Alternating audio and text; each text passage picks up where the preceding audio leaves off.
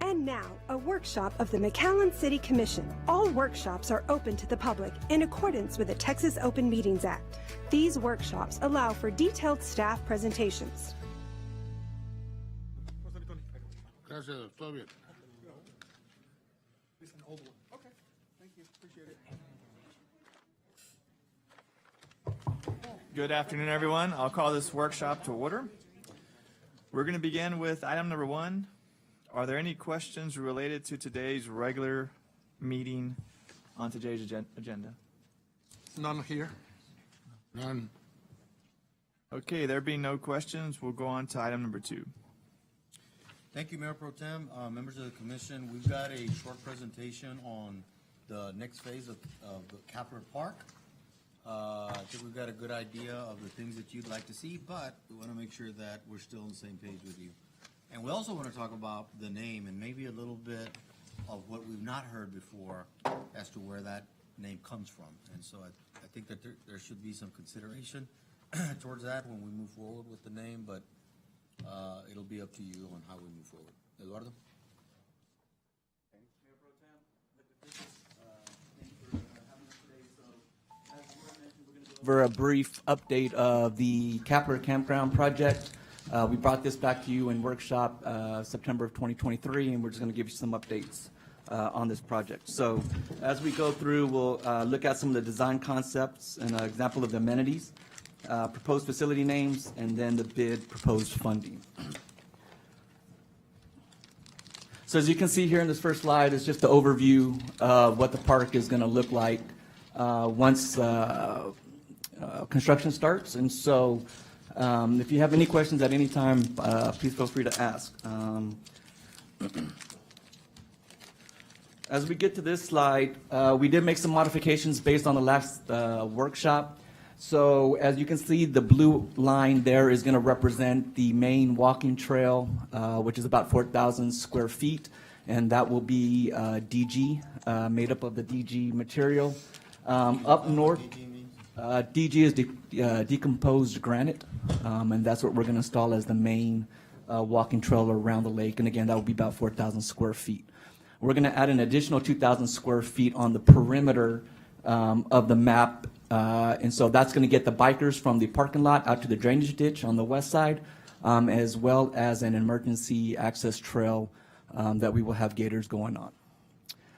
The orange on the very top on the north end of the campground will be for future development, hoping to work with an association to get us a grant to build a pump track in that location. Harlingen has a pump track. It's currently made out of asphalt, and so both off-road and regular bikes can go on that track. And as you can see on the bottom left, there is an example of what a pump track looks like.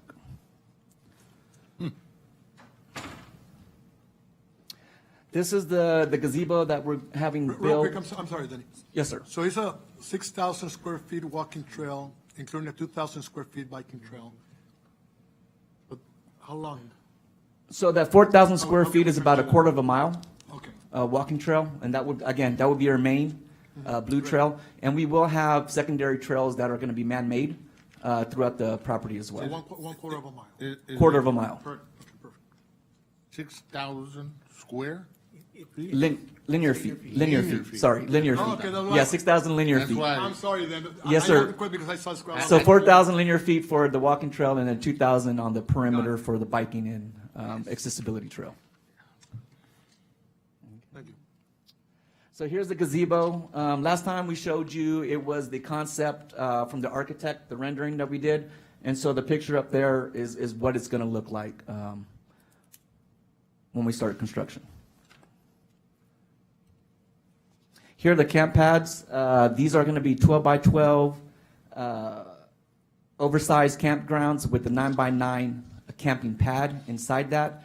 And that's going to be made up of, for drainage purposes, it's going to be river rock, sand, and then decomposed granite as the top surface to the camping pad. Okay. The archery range, this is what the archery range is going to look like. We're going to have 5 lanes there. It's going to be ADA accessible. Each lane right now is about 16 feet in width. Based on ADA, for wheelchairs, we need that about 4 feet, so we'll have plenty of space for the archery lanes and being ADA compliant. And you're gonna have little kiddo? Yes, sir. Archery. So the archery range goes from about 60 to 160 feet for the targets. But based on the little kiddos, we can move those targets closer in. Okay. This is what the fishing pier is going to look like. We'll have one on the south end and then one on the north end by the campground. Talking to the team and staff, we will probably come back and put rails on the dock just to make it a little bit safer for the kids when they're out there fishing. Here is the example of the kayak canoe launching dock. This is ADA accessible. As you can see, there's overhead railings that those in a wheelchair can do a transfer out into the kayak and then push them out into the lake. Great. This is just a general view over of the parking lot that's going to be built there on the east side, coming off of 23rd. And then we will have an overflow parking inside the complex, closer to the archery range as a natural parking lot for overflow parking. So those were the main amenities that we're going to be building there on the campground. Are there any questions that I can answer about any of those amenities or anything else? The bike trail you mentioned was 2,000 linear feet? Yes, sir. Okay. So that mostly is just to get bikers from the parking lot out to the drainage ditch on the west side. So we're going to have 2 access points, entry points on the west to get them to the drainage to where they can go off-road biking along the drainage and then come back into the park. So there's not a whole lot of in-park. Correct. Other than hopefully in the future when we build that pump track, we'll have the bikers come back in and ride on that. So based on recommendations from the workshop, it was recommended not to see bikers actually ride inside the property. How big is the size of grant that you're going after? How much is the pump track? So talking with the association, the Valley Off-Road Bike Association, which is based out of Harlingen, they built one there for $150,000, up to about $300,000. So they work with organizations to obtain that grant, and then they work with cities to partner on that grant to install at city facilities. So you're working with a third party? Correct, yes, sir. Yeah. So this was the organization also that we worked with in developing that bike trail inside the Kepler property at the very beginning when we started this project. All right, so the second thing on the agenda, I know last workshop there was a mention of maybe a change name to the park.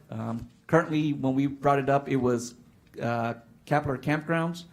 And so staff met together and then department heads met together to narrow down some keywords that we all had in common. And those keywords are camp, Kepler, Escondido, Lago or Lake Verde, and McAllen. And some of the names that staff proposed were Camp Kepler, Lago Escondido, Camp McAllen, or Escondido Verde. So we just wanted to give you guys an option or to see if you want to change the name. Kepler property was the property that the city purchased, I believe, back in 1999 from the, well, Kepler property sold it to a real estate developer, and then the city purchased that from the developer not too long after the purchase went through. So the Kepler family, it's been, I believe, since the 50s in their name. And so these are some of the names that we came up with. But you said it went from the Kepler family to a developer, correct?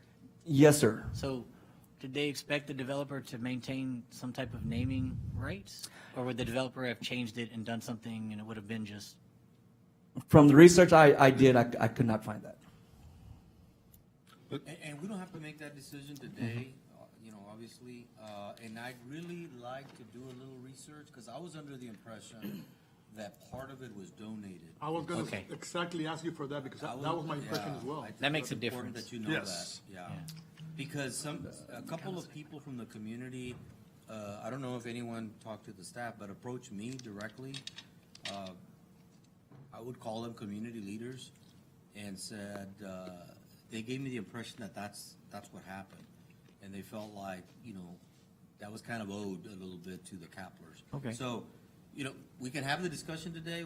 I don't think you need to make a decision, but let us confirm that before. Yeah, we- research on that, because I was under the same impression, and that makes a difference, at least in a couple of them. Yeah.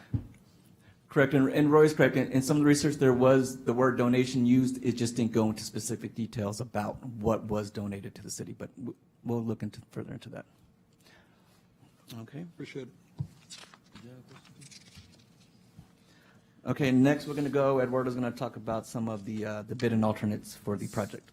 So, Mayor Pro Tem and Commission, there'll be an item today for y'all to take action on or consider action on.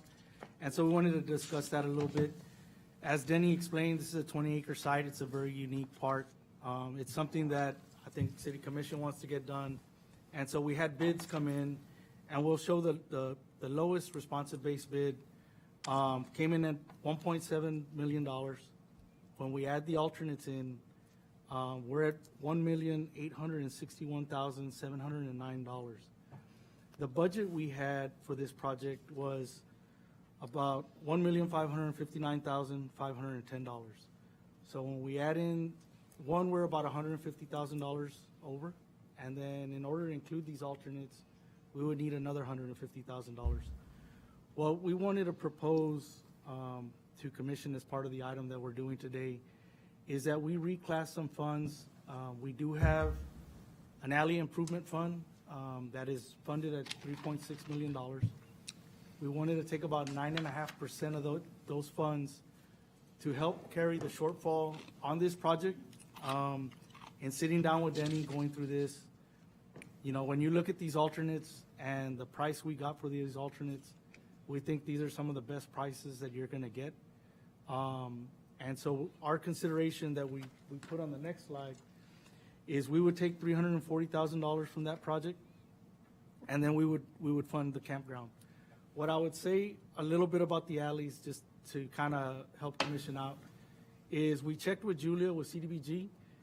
Those alleys, except for one segment, which is up on Verdeen, is not CDBG eligible.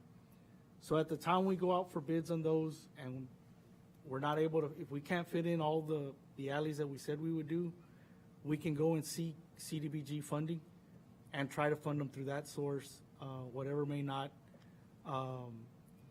come out, or if the bids come in over on those.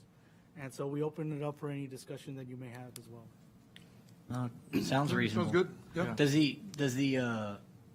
that amount, the added amount, include the change in design fees as well? Because obviously their design fees are based on a percentage, right, of the For the initial alleys? amount? So that's going to go up too, isn't it? No, for No, Kapler. For so Kapler. when Kapler. when we do our contracts with architects and engineers here, we do a fixed limited budget.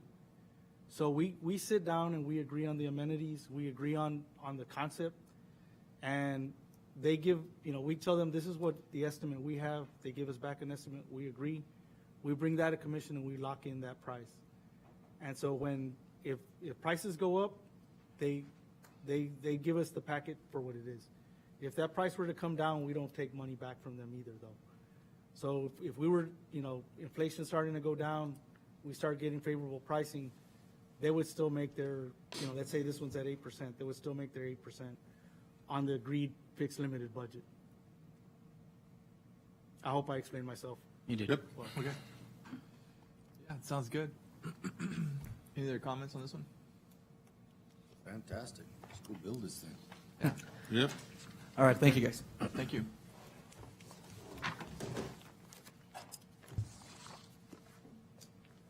Then the next item, Mayor Pro Tem and Commission, is the presentation of overflow option.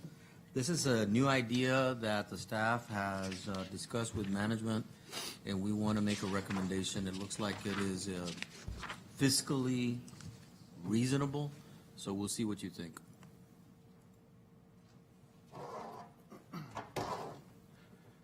Good afternoon, Mayor Pro Tem, members of the commission.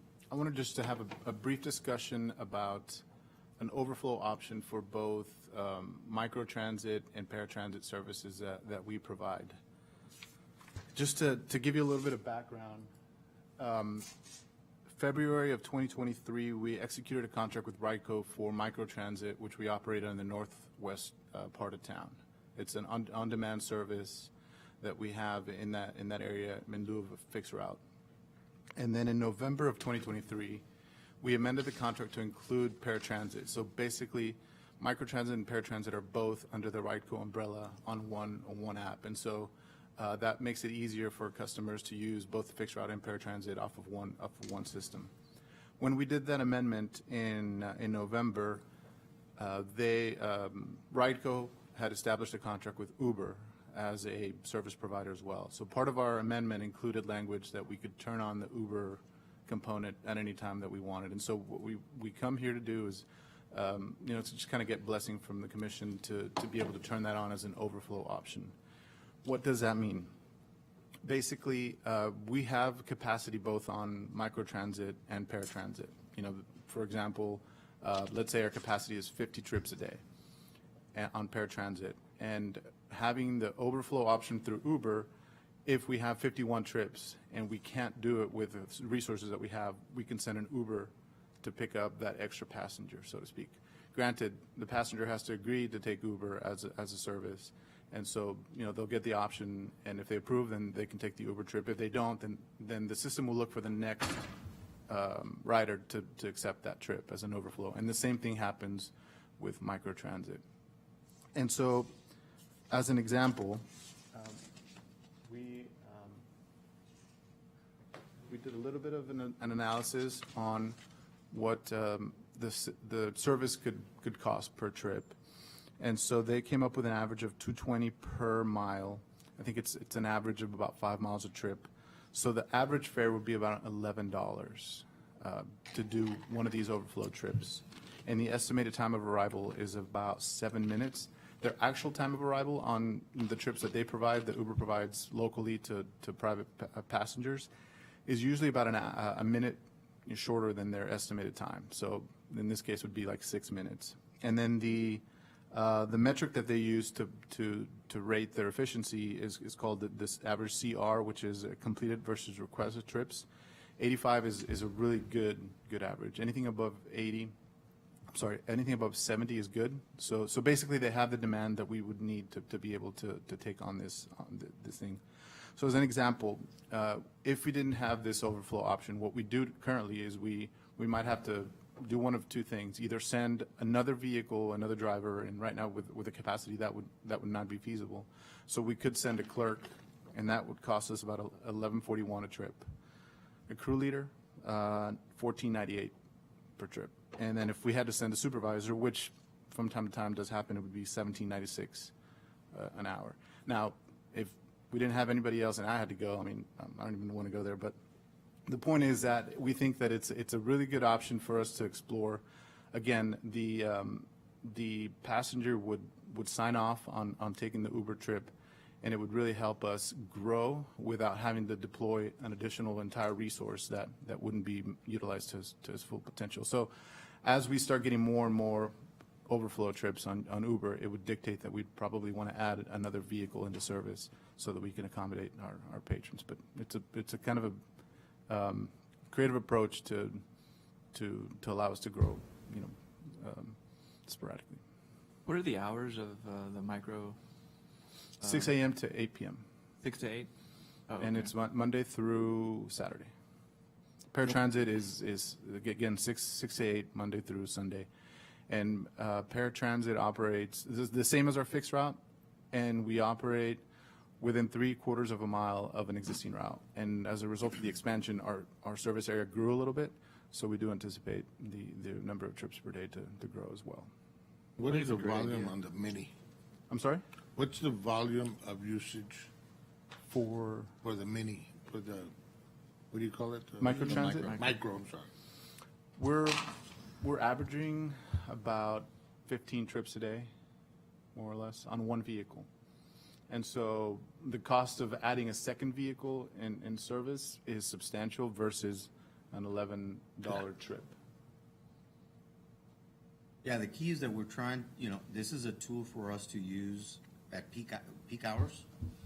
And like Mario says, at some point, it tells you, okay, it's time to expand, and there's a return for that expansion. But right now, what Mario's trying to do is take advantage of the fact that we can use Uber at a much smaller price. And I guess once you establish that overflow volume, then you could also go for grants and things of that sort to try to get us some money. Right. Because it's a proven thing. Right. And so like I said, we have a contract with Brightco. That's our service provider. Brightco has a contract with Uber, and so we would just turn on that feature on our existing contract and allow us to use it. And the trips would be eligible for FTA funding. And liability? Do we have any liability protection for using? No different than any other risk we would have running a motor vehicle. It would be capped by the Tort Claims Act. It's a good idea. Yep. Okay. Fantastic. Thank you. All right. you. Thank you, Mario. Mario. Item number 4, looks like. Executive session? Okay, so we're going to recess to executive session at this time. Yes, Mayor Pro Tem, the items listed on item number 4, they qualify for consideration of closed session and recommended for recess. Okay, we're in recess. We'll be right back.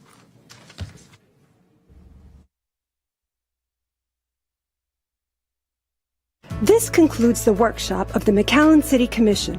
Workshops are held every second and fourth Monday of the month, convening at 4 p.m. at the McAllen City Commission chamber on the 3rd floor at McAllen City Hall.